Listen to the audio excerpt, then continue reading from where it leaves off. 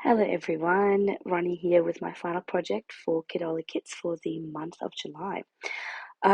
This is the final voiceover I will be doing for the evening, and so you might notice that my voice is almost completely gone. It's because I am pretty sure I'm getting tonsillitis, so doing these voiceovers has been a bit of a struggle. So that's why I'm glad this is a nice short video. I love these bluey papers and I thought they matched the photo that I chose really well. And so I am doing a bit of tone on tone ink blending using, I can't remember what that color is actually, but it's one of my distress oxides and using one of the stencils that we got in this month's kit. And so I'm doing some tone on tone. And the reason I did this is because I really wanted this to blend into the background because I wanted the focal point to be the gold paste that I use in just a second here. So I'm using this gold paste and I'm just using the sun stencil and I'm squishing that through.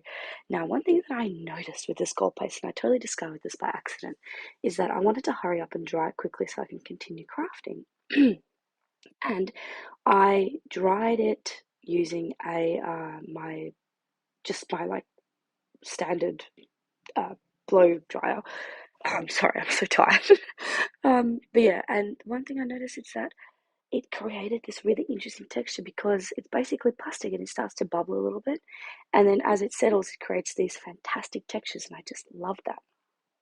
So I really love how that looks. Now, as I put that big piece on the cover there, I realized I needed to add it to a little bit of a white border to make it stand out a bit, and I think it really made a huge difference. So I used glue to add the photo to the background and then the background to the white paper, but then I just used a double-sided tape to add the white border basically to the main piece of paper. Now this is 8.5 by 11 just because I hadn't worked in that size for a while, and so I thought, why not? I'm pulling some old alphas and title builders from older kits that we got, and I really like how I did that. I like the pops of gold in the title, even though the title doesn't really make sense. I didn't really care. I knew I wanted to use these frames in this project, and so I'm using mostly the smaller size frames, and I'm sort of just layering them here, there, and everywhere, along with some of the little middle parts of those frames as well, and I love how that looks.